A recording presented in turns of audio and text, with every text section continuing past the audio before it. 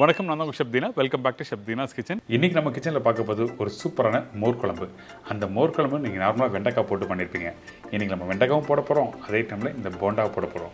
நீங்கள் நார்மலாக பண்ணுற போண்டா அந்த கான்செப்டில் உளுத்தம்பருப்பு நல்லா அரைச்சிட்டு அதில் கொஞ்சம் சீரகம் கொஞ்சம் பெருங்காயம் போட்டு நல்லா சூப்பராக கிறிஸ்பியான ஒரு போண்டா போட்டு அதுக்கு பிறகு இந்த மோர் குழம்பு ரெடி பண்ணி அந்த போண்டா இதில் போட்டு ஊற வச்சு சாப்பிட்டா ஆடாடா நீங்கள் மறக்கவே முடியாது. அந்தளவுக்கு ஒரு பிரமாதமான ஒரு ப்ரிப்பரேஷன் இன்றைக்கி நம்ம சேனலில் எப்படி பண்ணுறது பார்க்க போகிறோம். ஃபஸ்ட்டு இந்த போண்டாக்கு தேவையான பொருட்கள் பார்த்தலாமா? உளுத்தம்பருப்பு 150 கிராம், சீரகம் அரை டீஸ்பூன், பெருங்காயம் அரை டீஸ்பூன், உப்பு தேவையான அளவு, ஆயில் ஃப்ரை பண்ணுறதுக்கு தேவையான அளவு. இதாங்க இந்த போண்டாக்கு தேவையான பொருட்கள்.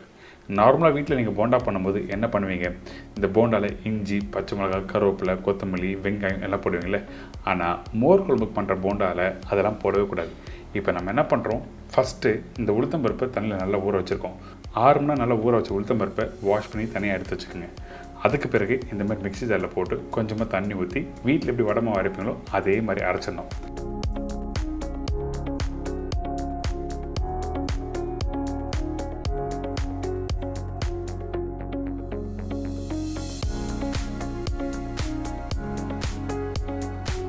அரைச்சி எடுத்திங்கன்னா இந்த மாதிரி பக்குவத்தில் கரெக்டாக இருக்கும்.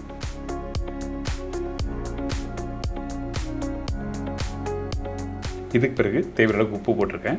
அதே டைமில் சீரகம். இந்த போண்டாக்கு சீரகம் ரொம்ப இம்பார்ட்டன்ட். அந்த சீரகம் ஃப்ளேவர் வந்து ரொம்ப ரொம்ப முக்கியம் இந்த மோர் குழம்புக்கு. அதனால தான் சீரகம் போட்டிருக்கேன். அதுக்கப்புறம் பெருங்காயம். நீங்கள் நார்மலாக வீட்டில் போண்டா போடும்போது பச்சை மிளகாய், இஞ்சியெல்லாம் போட்டிருப்பீங்களே. ஆனால் இந்த தயிர் குழம்புக்கு சீரகம், பெருங்காயம், உப்பு மட்டுமே போட்டால் போதும். சரிங்களா? இதுக்கு பிறகு இந்த போண்டா மாவு நல்லா மிக்ஸ் பண்ணுங்கள். நீங்கள் வீட்டில் வடை மாவு எப்படி மிக்ஸ் பண்ணுங்களோ அதே மாதிரி பக்குவத்தில் நல்லா மிக்ஸ் பண்ணி எடுத்திங்கன்னா நல்லா ஃப்ளஃபியாக இந்த மாதிரி நல்லா வரும். மாவு எடுத்து விட்டிங்கன்னா இந்த மாதிரி இறங்கணும். அதான் ரொம்ப இம்பார்ட்டன்ட். சரிங்களா? இதுக்கப்புறம் நீங்கள் அரைச்ச மாவு கரெக்டாக இருக்கான்னு சொல்லி செக் பண்ணுறதுக்கு நம்ம என்ன பண்ணிக்கிட்டோன்னா ஒரு சின்ன பவுலில் தண்ணி எடுத்துங்க. அந்த தண்ணியில் இந்த மாவு எடுத்து போட்டிங்கன்னா அப்படியே மேலேயே மிதங்கணும். அப்படி இருந்தால் மாவு அரைச்ச பக்கம் கரெக்டு. அப்படி இல்லை, இந்த மாவு நீங்கள் தண்ணியில் போட்ட உடனே கீழே இறங்கிடுச்சுன்னா அப்போ என்ன அவங்க கேட்டிங்கன்னா கண்டிப்பாக அரைச்ச பக்கம் சரியில்லை அர்த்தம். அப்போ என்ன அவங்க கேட்டிங்கன்னா ஃப்ரை பண்ணி முடித்த பிறகு அந்த போண்டா ஹார்டாக இருக்கும். இதுக்கு என்ன காரணம்னா நீங்கள் அரைக்கும் போது கொஞ்சம் கொஞ்சமாக தண்ணி ஊற்றி கரெக்டாக நீங்கள் ஃப்ளஃபியாக அரைச்சிக்கணும். ஏங்கிட்டீங்கன்னா நீங்கள் ஃப்ளஃபியாக அரைக்கலைன்னா உங்களுக்கு மாவு அழுத்தம் கொடுக்கும். அழுத்தம் இருந்தால் கண்டிப்பாக ஹார்டாகும். இதுதான் விஷயம், வேறு எதுவுமே இல்லை. அதனால தான் கொஞ்சம் கொஞ்சமாக தண்ணி ஊற்றி மாவு நல்லா ஃப்ளஃபியாக அரைச்சி எடுத்துருக்குன்னு சொல்ல வரேன். இதுக்கு பிறகு நம்ம என்ன பண்ணுறோம், எண்ணெய் சூடாக இருக்குது. இந்த எண்ணெயில் சின்ன சின்ன போண்டாவை போடணும். அதாவது நீங்கள் நார்மலாக போண்டா போடுவீங்க பார்த்தீங்கன்னா வீட்டில் பெரிய சைஸில் அந்த மாதிரிலாம் இருக்கக்கூடாது. சின்ன சைஸ், அதாவது ஒரு கோலி சைஸில் சின்ன சின்ன பீஸாக நீங்கள் ஃப்ரை பண்ணணும். அதே டைமில் ரொம்ப கலரும் மாறக்கூடாது. கொஞ்சம் லைட்டாக அந்த கோல்டன் ப்ரௌன் கலர் வரும். அதுக்கு பிறகு எடுத்து இந்த மோர் குழம்பு போட்டு நீங்கள் சாப்பிட்டோன்னா சூப்பராக இருக்கும்.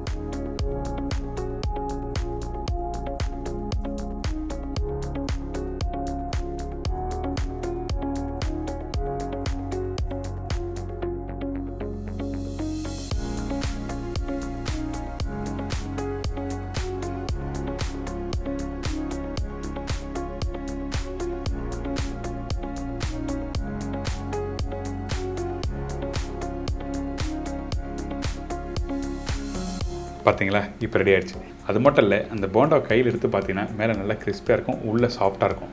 இந்த மாதிரி இருந்தால் மட்டும்தான் அந்த மோர் குழம்புல போட்ட உடனே ஊறின பிறகு சாப்பிடும்போது நல்லா சூப்பராக இருக்கும். அந்த தயிரும் அதில் இறங்கும்.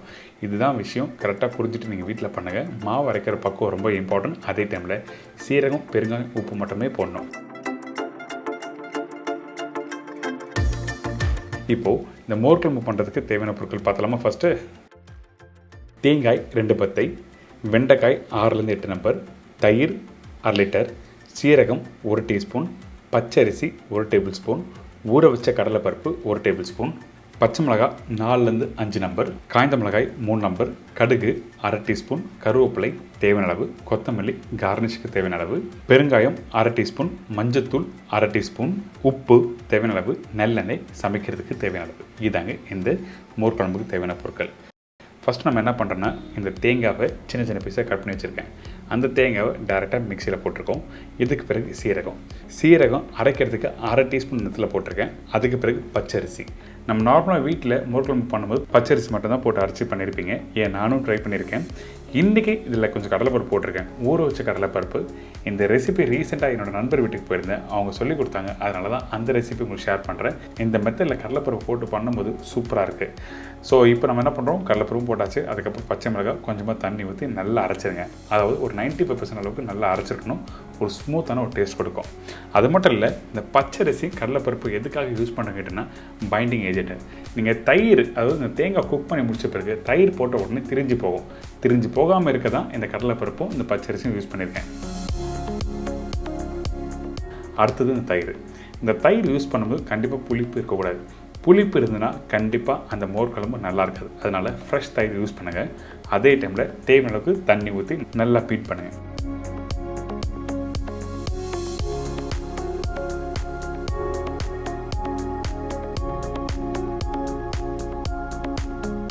பீட் பண்ணி எடுத்துனா இந்த மாதிரி டெக்ஸ்சர் இருக்கும். உங்களுக்கு வேணா இன்னும் கொஞ்சம் தண்ணி ஊற்றி தின்னா நீங்கள் ரெடி பண்ணிக்கலாம். அதே டைமில் அந்த தயிரில் இருக்க அந்த ஃபேட்டு, அதாவது நம்ம வீட்டில் மோர் செலுப்பும் போது அந்த கொழுப்பு வரும் பார்த்தீங்கன்னா, அந்த கொழுப்பு எடுத்துருங்க. அப்போ தான் உங்களுக்கு நல்லாயிருக்கும். அப்படி முடிஞ்சாடுங்க. அப்படி இல்லாதவங்க நீங்கள் டேரெக்டாக இந்த மாதிரி தண்ணி ஊற்றி தாளித்து நீங்கள் வீட்டில் ட்ரை பண்ணலாம். இப்போ எப்படி தாளிக்கிறதுன்னு சொல்கிறேன். இந்த மண்சட்டியில் கொஞ்சமாக எண்ணெய் ஊற்றிருக்கேன். இந்த எண்ணெய் சூடான பிறகு கடுகு போட்ட உடனே நல்லா பொரிஞ்சு வரும் பார்த்தீங்களா, அந்த டைமில் இந்த வெண்டைக்காய் போட்டுருங்க. வெண்டைக்காய் நார்மலாக என்ன பண்ணுவாங்க, வீட்டில் ஒரு எண்ணெய் கடையில் வச்சு ஃப்ரை பண்ணி எடுப்பீங்க. ஆனால் இந்த மாதிரி கடுகு போட்டு தாளித்து அந்த எண்ணெயிலேயே இந்த வெண்டைக்காய் வதக்கும் போது அது வாசனை நல்லாயிருக்கும். அதனால தான் எடுத்த உடனே வெண்டைக்காய் போட்டு நல்லா ஒரு 90% அளவுக்கு குக் பண்ணிவிட்டு தனியாக எடுத்து வச்சுருங்க.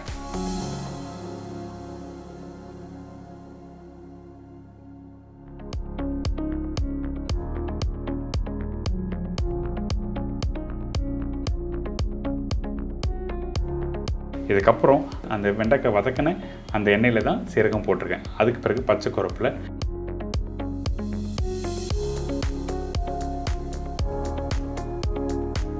பச்சை மிளகாய். இந்த பச்சை மிளகாய் காரத்துக்கு ஏற்ற மாதிரி நீங்கள் 2 நம்பர் இல்லை 3 நம்பர் போட்டுக்கலாம். அதுக்கப்புறம் காஞ்ச மிளகாய், கொஞ்சம் மஞ்சள் தூள் போட்டிருக்கேன். அதுக்கு பிறகு அந்த மஞ்சத்தூள், கடுகு, காஞ்ச மிளகாய் எல்லாத்தையும் நல்லா மிக்ஸ் பண்ணிவிட்டு அரைச்சி ரெடி பண்ணி வச்சுருக்கேன் அந்த தேங்காய் பேஸ்ட்டை இதில் போட்டு நல்லா மிக்ஸ் பண்ணுங்கள். இந்த தேங்காய் குக் பண்ணுற பக்குவம் என்ன கேட்டிங்கன்னா, கரெக்டாக ஒரு 7லேருந்து 8 நிமிஷம் நல்லா குக் பண்ணலாம். அதிகபட்சம் ஒரு 10 நிமிஷம் குக் பண்ணலாம். இதில் தேவையான அளவுக்கு தண்ணி ஊற்றி திருப்பி நல்லா குக் பண்ண ஆரம்பிக்கிறோம். அதே டைமில் உப்பு தேவையான அளவுக்கு. உப்பு போடும்போது கரெக்டாக போடணும், ரொம்ப இம்பார்ட்டன்ட். ஏன் கேட்டிங்கன்னா, இந்த மாதிரி தயிர் யூஸ் பண்ணுற இடத்துல அந்த புளிப்பு தன்மை கொஞ்சம் லைட்டாக இருந்தாலும் உப்பு கரெக்டாக போட்டிருப்பீங்க, ஆனால் கொஞ்சம் அதிகமாக இருக்க மாதிரி தெரியும். அதனால் உப்பு ஆல்வேஸ் வந்து ஒரு 10% கம்மியாக போடுங்க இந்த மாதிரி ப்ரிப்பரேஷனுக்கு. இதுக்கு பிறகு பெருங்காயம் போட்டிருக்கேன். பெருங்காயம் போட்ட பிறகு நல்லா மிக்ஸ் பண்ணுறோம். மிக்ஸ் பண்ணிவிட்டு அந்த தேங்காயோட பச்சை வாசனை போகட்டும். அதுக்கு பிறகு நம்ம என்ன பண்ணுறோம், அடுப்பு ஆஃப் பண்ணுறோம்.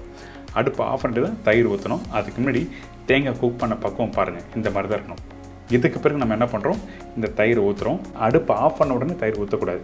ஒரு 10 நிமிஷம் ரெஸ்ட் விடுங்க. அதுக்கப்புறம் தயிர் ஊற்றிக்கலாம். அதே டைமில் வெண்டைக்காவும் போட்டிருக்கேன், தேவையான தண்ணி ஊற்றிருக்கேன். நல்லா மிக்ஸ் பண்ணுங்கள்.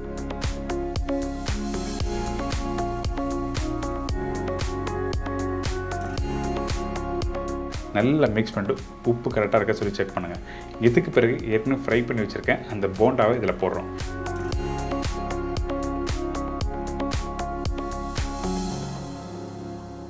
இந்த போண்டாவை போட்ட பிறகு ஒரு 10 நிமிஷம் நல்லா ஊறட்டும். அதுக்கு பிறகு எடுத்து சாப்பிட்டீங்கன்னா சூப்பராக இருக்கும். அதே டைமில் இந்த தயிர் நல்லா கெட்டியாக கூட கொஞ்சம் தண்ணியாக இருந்தால் மட்டும் அந்த போண்டா ஊற நல்லாயிருக்கும் சாப்பிட்றதுக்கு. இன்றைக்கி நம்ம சேனலில் ஒரு அருமையான ஸ்டைலில் இந்த போண்டா, அதுக்கப்புறம் இந்த மோர் குழம்பு எப்படி பண்ணி சொல்லி கொடுத்துருக்கேன். நார்மலாக வீட்டில் நீங்கள் ஒரு ப்ரிப்பரேஷன் பண்ணிங்கன்னா ஒரு குழம்பு, ஒரு பொரியல், அதுக்கப்புறம் ஒரு கூட்டு பண்ணுவீங்க. இன்றைக்கி அதெல்லாம் தேவையே இல்லை.